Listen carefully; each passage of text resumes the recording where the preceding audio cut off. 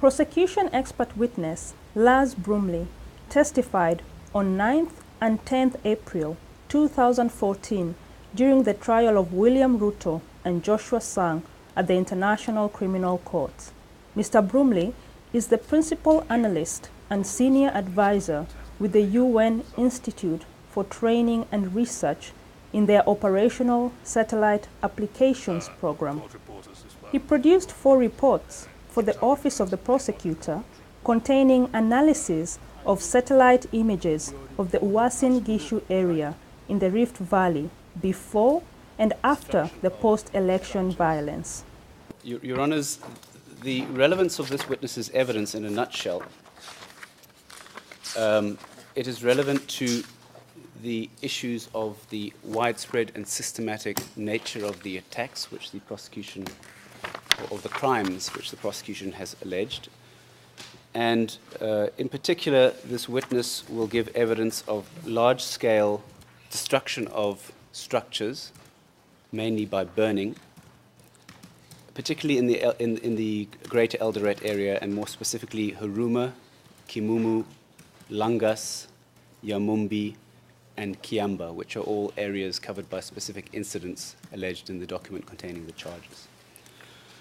Is there any dispute that to the extent that the admissions say that houses were burned, what was admitted was that those were malicious burning of houses? Is there any dispute that the burning was arson, in other words, malice? Mr. President, there's no dispute that there were indeed burnings and there was arson. What may be in dispute would be the extent of these burnings. And it would be important to determine whether, in fact, the evidence that the prosecution adduces would prove what is contained in the charges. That is, burnings of particular targeted places within a particular time frame. Mr. Bromley analyzed high-resolution satellite images which have enough detail to see individual buildings, cars, and people, but also see images from the MODIS fire detection satellite and lower-resolution satellite images that provide information on smoke clouds or cloud cover. During the examination by Anton Steinberg, senior trial attorney for the Office of the Prosecutor, the expert witness pointed out signs of ashes, burned tires, large groups of people, vehicles, and other items shown on satellite images of the Greater Eldoret area.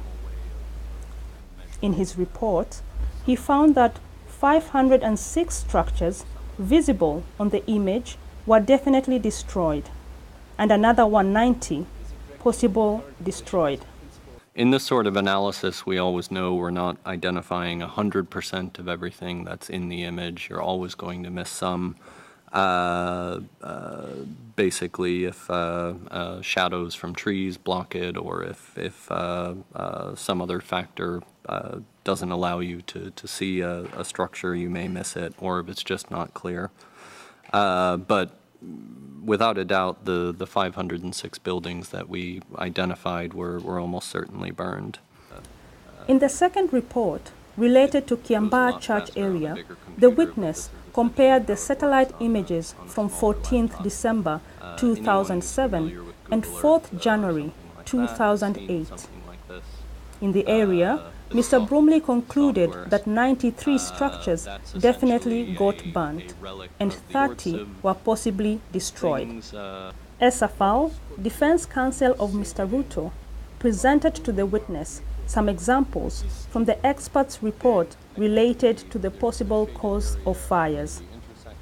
The witness confirmed that one of the charts in the report about fires in the Eldoret area shows spike in fires, in total 9 fires on 2nd January 2006.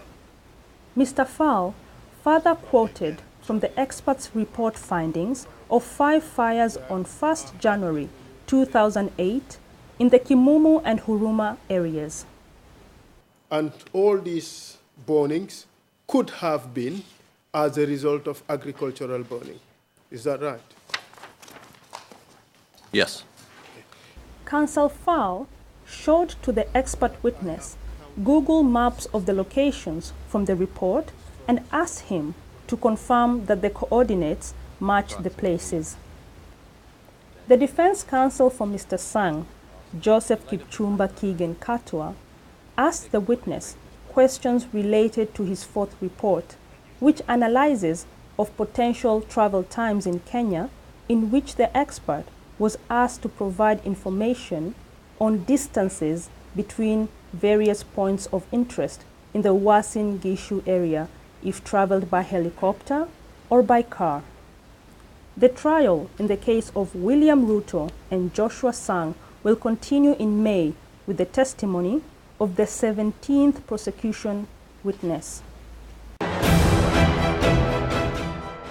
In this issue of the trial in context, President of the Court, Judge Sang Hyun Song, talks about the role of the trial chamber.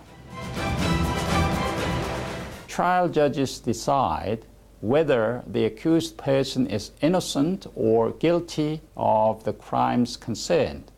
If they find him guilty, they decide on the punishment for the crime and on any reparation to be awarded to the victims.